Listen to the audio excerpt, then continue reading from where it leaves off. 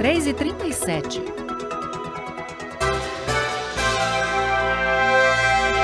Momento da Política.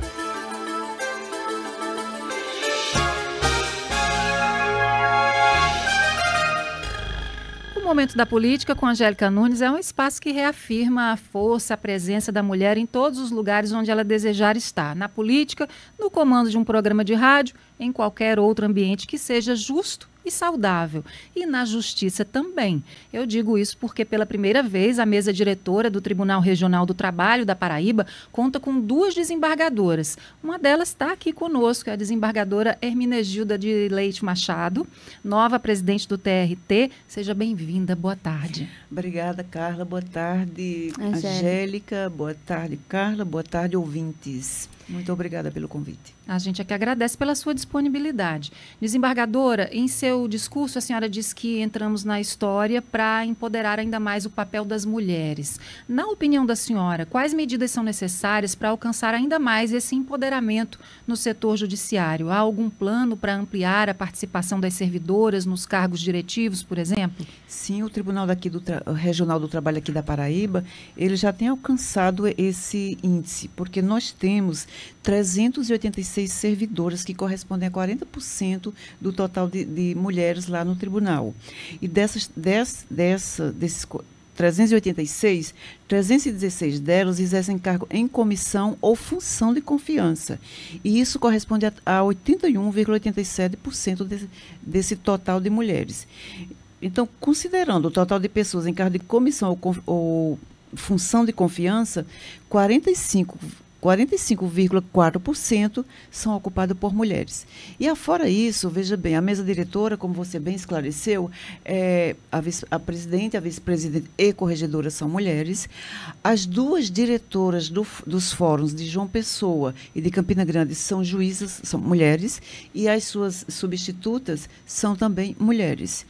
E pela primeira vez na história do Tribunal da Paraíba, nós temos uma juíza auxiliar, mulher. Então, é um empoderamento, é abrir espaço para essas, porque as nossas juízas também são competentes.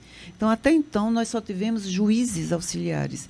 Mas na minha gestão, aliás, já estava na vice-presidência quando essa juíza já me acompanha. Então, eu acredito que o nosso espaço está sempre se ampliando. E a gente tem por norte não só os normativos do CSJT, que é Conselho Superior da Justiça do Trabalho, mas também do CNJ. A resolução 255, salvo engano, não recordo o ano, mas ela estimula a participação das mulheres na questão da equidade de gênero, para a ocupação desses espaços dentro do tribunal. E isso já foi feito na gestão anterior e nós estamos mantendo e ampliando. Desembargadora, eu queria saber quais são os principais desafios e metas para a gestão do TRT em 2025, tanto no sentido de promover uma justiça mais rápida, que é o que todo mundo espera, quanto a responder a essas novas configurações no mercado de trabalho. Pois é, nós temos, assim, vamos retomar agora um pouco a priorização da prestação jurisdicional pelo tribunal, que é a função de todo o tribunal que integra o Poder Judiciário. Então, a nossa atividade fim é a prestação jurisdicional, é a solução de processos. Mas isso não significa um abandono total às políticas institucionais, porque nós temos a política institucional para combater o trabalho infantil, o trabalho análogo à escravidão, o trabalho seguro, a questão da equidade de gênero e a diversidade. Então, essas políticas institucionais, elas serão mantidas, mas teremos também esse foco voltado à priorização da atividade jurisdicional, também a questão da governança lá do tribunal, a modernização da estrutura e a valorização do maior patrimônio da nossa instituição, que são os nossos servidores.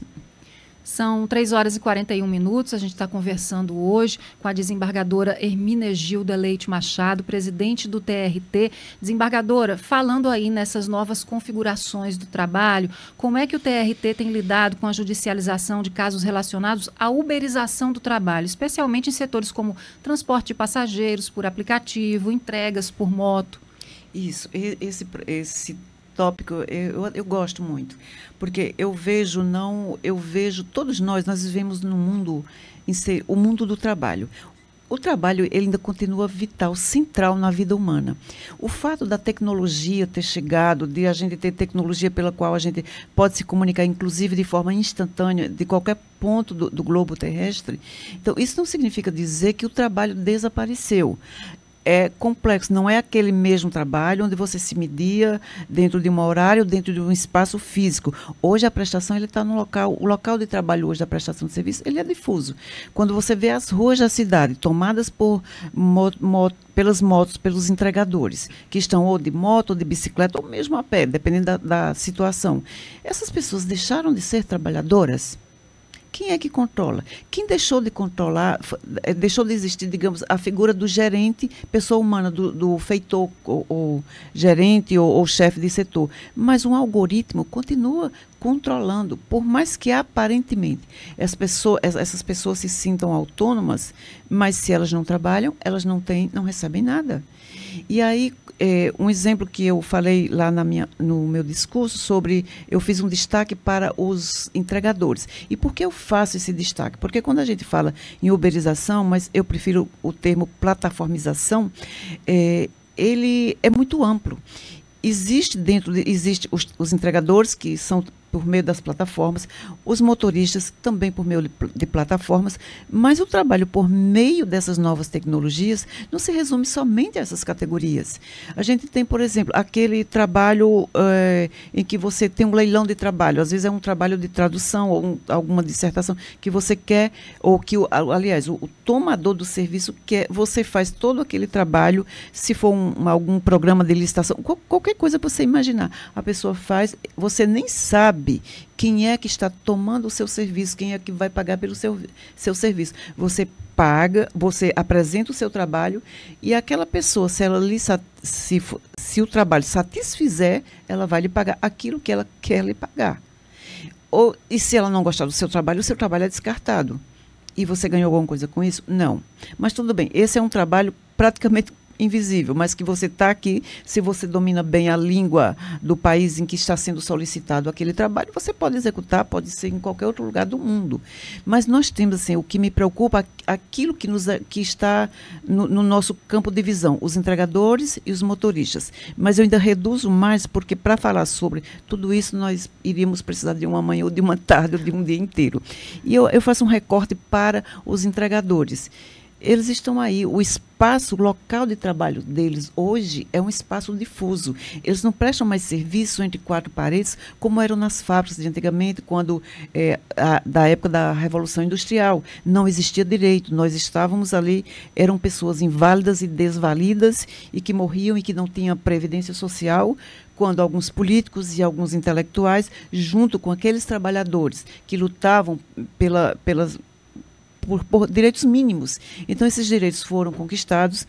No começo do século passado, só tem o quê? Um ano, 1919, quando foi criada a Liga das Nações, e logo depois veio a OIT, para assegurar um mínimo a esses trabalhadores. Os trabalhadores de hoje, eles continuam aí, praticamente nessas condições, se considerar que eles são pessoas jurídicas, que eles são MEI. Por quê? Uma pessoa que mal ganha para o pão, para o dia a dia, muitos deles não têm condição de contribuir para a Previdência. Quando eles, num acidente, que é o que mais acontece, perdem a vida, ou perdem um braço, ou perdem uma perna, eles amputam algo de si, e eles não têm a Previdência, e eles não têm nenhum amparo, nem da empresa para quem ele prestava serviço, nem de ninguém. Se essa sociedade continuar perdendo esses jovens dessa forma, o que vai acontecer é de, no futuro, a gente ter uma sociedade, como no começo da era industrial, de inválidos e desvalidos. É um tema muito interessante. Então, assim, eu fiz esse recorte, ele é muito amplo, há muito que se falar. O tribunal, conforme a composição, ele reconhece o vínculo de emprego ou não reconhece. O Supremo já disse que não tem, só que o Supremo está tomando decisões quando ele deveria estar falando sobre a constitucionalidade, porque é esse o papel dele. O Supremo é o guardião da Constituição. Então, os juízes que estão aqui na primeira instância, que estão ouvindo, interrogando, analisando provas, inclusive aqueles termos de adesão que o trabalhador plataformizado assina, eles estão analisando, a gente analisa, a gente faz tudo isso, a gente sabe quando há uma relação de emprego e quando não há. Aí tudo bem, você pode dizer, mas é porque a CLT não se adequa. São direitos mínimos, é o que a CLT é, direitos mínimos. Ela é uma consolidação de direitos mínimos. E se nem isso for assegurado, que é o que está acontecendo, todas as pessoas estão agora, todas não. Alguns trabalhadores estão se tornando MEI, porque isso foi uma proposta que foi inserido na CLT a partir da reforma de 2017, onde o profissional autônomo, ele não é exatamente o empregado, embora ele trabalhe nas condições de empregado, como empregado, com todos aqueles requisitos. E aí eu lhe pergunto, porque eu acho que os temas estão interligados. Por que PJ? E aí eu pergunto, PJ, ele vai poder adoecer? Ele vai poder tirar férias? Ele vai poder ter um repouso semanal? Ele vai poder engravidar se for uma trabalhadora mulher? Não, porque PJ ou MEI é pessoa jurídica, é uma ficção. Se ela for uma empregada pessoa física, sim, mas se ela for uma PJ, não vai ter essa mínima condição. E não é que eu seja contra PJ, eu não sou contra. Exige a figura da pessoa jurídica. O Código Civil está lá, ele diz as sociedades empresárias, as sociedades civis, são pessoas jurídicas, elas existem. O que eu acho que não deve ser transformado é você, um trabalhador, ser transformado numa pessoa jurídica, como a gente já está vendo em algumas situações, um gari. Ele é um profissional autônomo? Um auxiliar de enfermagem, ele é um profissional autônomo? Uma professora de uma escola particular é um profissional autônomo? São PJ, estão se transformando em PJ. E olha, nas nossas decisões, quando a gente pega uma situação dessa, a gente mostra nas nossas decisões que aquela situação não tem aderência à decisão do Supremo, sabe? Mas, dependendo da situação, quando tem uma reclamação lá, e o STF diz que a gente está violando a decisão do Supremo, a gente não está. A gente está fazendo, a gente está aqui olhando no olho, tratando das partes. E a gente tem que ser mais realista e ver que sociedade nós queremos. Se a gente quer uma sociedade democrática, pelo menos a igualdade total, ela nunca vai existir, porque, como a gente vê dentro do sistema capitalista, cujo modelo de sociedade é a sociedade burguesa, a gente sabe que essas diferenças sempre vão existir. Sabe? Então, é um pouco difícil essa situação. Eu sei que a pergunta começou com a uberização, com a plataformização, e eu segui. Mas, assim, se quiser voltar ao assunto da plataformização. Há uma preocupação, de fato, né, com essa precarização do trabalho. A justiça, pelo que eu entendi da senhora, a Justiça do Trabalho tem cumprido seu papel de tentar, pelo menos, reconhecer algumas situações, apesar de o Supremo Tribunal entender que não há esse tipo de relação. Queria saber se há alguma medida que pode ser tomada, ou só através de uma legislação, por exemplo, mais eficaz, até para amparar, né, o juiz na hora de tomar as decisões. Pois é, o mais interessante era que as próprias pessoas interessadas, as pessoas que estão sofrendo, que estão passando por isso, vissem e refletissem sobre a própria situação. Mas veja bem, quando você entra muitas vezes em determinadas lojas, ou não vou dizer loja, é para não identificar aqui o segmento, mas quando você entra em determinado lugar e alguém chama você, colaborador fulano de tal, estamos precisando de você na frente da bateria de caixas. Colaborador? Pode ser uma questão semântica? Ok, pode ser uma questão semântica, mas o que está por trás disso? Eu estou dizendo que, apesar de você ser empregado, mas você não é empregado, você é meu colaborador. Mas você está ali porque você trabalha, porque você precisa. E, claro, é dentro de sua obrigação colaborar. Mas aí não vou fugir assim à pergunta. Você pergunta se o ideal seria que tivesse uma legislação mesmo, porque aí daria um maior amparo. Porque assim, eu não sou contra. O Supremo, ele tem que existir. Ele é o guardião tanto da Constituição, é ele quem dá a última fala, a última interpretação sobre as nossas leis. Então, seria preciso que tivessem leis mais humanas, mais que respeitassem a dignidade. Porque, afinal de contas, quando você trabalha, que você ganha e sobrevive do seu suor, é a sua dignidade que está em jogo, sabe? Então, acho que precisa dessas leis. Queria falar sobre os casos de burnout no ambiente corporativo. A gente tem ouvido falar muito, é inegável que acontece. Como é que o TRT tem abordado processos relacionados ao adoecimento mental e psicológico de trabalhadores aqui na Paraíba? Sim, porque como a gente é do tribunal e nós temos o nosso corpo de servidores, o que acontece? Eu poderia interpretar num primeiro momento se seria dos nossos servidores. Para os nossos servidores, em casos muito pontuais, a gente tem uma comissão lá do setor de saúde que acompanha. Em relação aos setores da área privada, aí sempre essas demandas nos chegam através de processos judiciais. E aí é todo um tratamento que a gente faz com base nas provas. Muitas vezes é necessário perícia médica, essas perícias também são feitas. E infelizmente, quando essas situações chegam, a maioria delas é já depois que o contrato foi rompido, sabe? Então, que resulta apenas numa indenização. Quando são poucos os casos em que o contrato está em andamento. Porque se o contrato está em andamento e você não tem nenhuma garantia de emprego, infelizmente a gente vive num país que se você vai buscar os seus direitos, e aí de repente você perde o seu emprego. Então, assim, a gente trata e conforme o que a perícia detectar, o conjunto de provas também que associa, porque a perícia é um tipo de prova, mas também tem os depoimentos das partes, das testemunhas e de toda uma análise da conjuntura lá, daquele ambiente de trabalho onde ele estava inserido, para que isso seja julgado. Eu não sei lhe dizer em número se isso está, como está a demanda, porque assim a gente tem demandas que envolvem doença ocupacional, que burnout também ela pode ser considerada, aliás, ela é originada no trabalho, ela é necessariamente uma doença do trabalho. Mas temos também, nós temos os assédios, nós temos outras doenças, é todo um conjunto. Então, se você me pedisse agora, me dá uma média, uma estatística, aí eu teria que ver no nosso sistema de gestão para extrair os dados. Eu sei que existe, nós recebemos essas demandas, já julguei casos assim, mas eu não sei lhe dizer assim, o quantitativo. Posso ficar lhe devendo essa resposta. Desembargadora, eu queria saber da senhora em relação aos centros judiciários de solução de conflitos, né? A essa demanda do CNJ para que sejam instalados esse tipo de estrutura para mediação, conciliação, até para evitar judicializações. E ontem eu estava observando os dados, né, do Justiça em Números e dizia que o TRT da Paraíba ainda não tem essa estrutura, apesar de ter apresentado o maior percentual de conciliação no 2º grau. Queria saber se essa expectativa dessa estrutura, né, para esse biênio que a senhora está conduzindo o TRT. Isso, a gente não tem no 2º grau. Mas Isso. A gente tem lá na primeira instância, nós temos lá no Fórum Maximiliano Figueiredo. Nós temos e nós vamos ampliar essa estrutura, porque nós somos um tribunal de pequeno porte. E estamos em primeiro lugar em conciliação. Tanto é que a Semana Nacional de Conciliação no ano passado foi aberta aqui em João Pessoa, porque nós ficamos em primeiro lugar. Entendeu? Então, isso assim, já foi um grande orgulho e uma honra para a gente. A gente trabalhou em cima disso e a Paraíba ela tem um índice de conciliação muito significativo. Então, na primeira instância, nós temos a estrutura. Nós não temos muito na segunda instância e fazemos muita conciliação na segunda instância. E a nossa proposta, nós já estamos procurando espaços para abrir, para que haja a estrutura física. Sabe? Porque a gente faz muita conciliação, muitas vezes, por audiências telepresenciais.